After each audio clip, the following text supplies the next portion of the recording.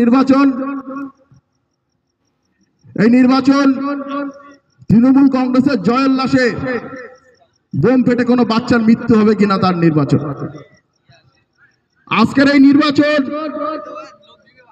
দিকে দিকে হতে থাকা সন্ত্রাস, তৃণমূল কংগ্রেসের ডাকে নেমে আসা মানুষের কণ্ঠরোধ করার যে অকল্পনীয় ষড়যন্ত্র পশ্চিমবঙ্গের বুকে গড়ে তুলছে তার নির্বাচন।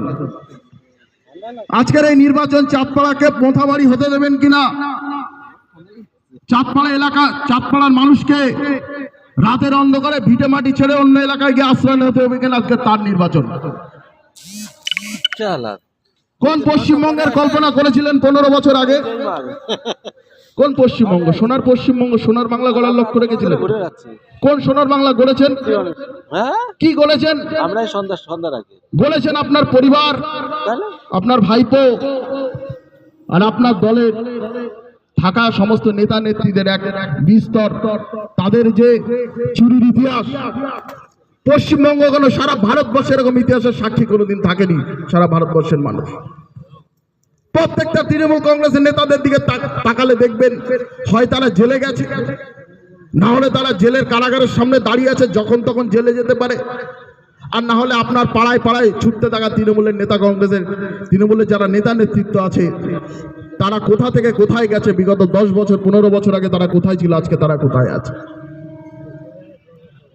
কিন্তু বিগত দিনে 2019 সাল থেকে শুরু করে এই বিগত পঞ্চায়েত নির্বাচন থেকে শুরু করে 2024-এর লোকসভা নির্বাচন, চাঁদপাড়া মায়াতদ অঞ্চলের মানুষ বারবার ভোট বাক্সে একই কথা প্রমাণ করে দিয়েছে যে তারা তৃণমূল কংগ্রেসের পাশে নেই, তারা বিজেপির পাশে আছে, তারা বিজেপির সাথে আছে। কিন্তু আজকে আপনাদের আরেকটা সংকল্প নিতে হবে, যে সংকল্প বিগত 5 থেকে 6 বছর কিংবা 7-8 বছর ধরে আপনারা নিয়ে আসছেন, যে আমরা এই বিষে বিষক্ষয়, আমরা এই তৃণমূলের বিষ আমাদের এলাকায় থাকতে দেব না।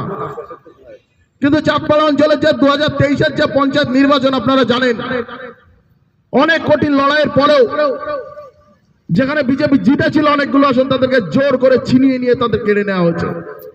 তারপরেও ধন্যবাদ জানাই আপনাদেরকে, আপনারা চোখে চোখ রেখে মাথা উঁচু করে আপনারা লড়াই করেছেন, তারপরেও আপনাদের জয় সার্টিফিকেট অনেকে তুলে নিয়ে আসতে পেরেছেন। সমবেদনা রইল তাদের প্রতি যারা পারেননি।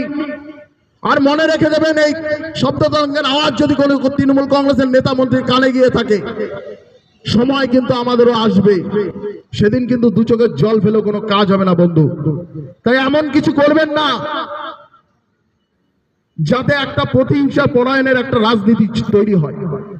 আমরা ভারতীয় জনতা পার্টির শৃঙ্খলাবদ্ধ কর্মী, আমরা চাই না আমরা এমন কোনো কাজ করব যেটা আমাদের সমাজের চোখে, মানুষের চোখে যেটা আমাদের খারাপ বার্তা যায়।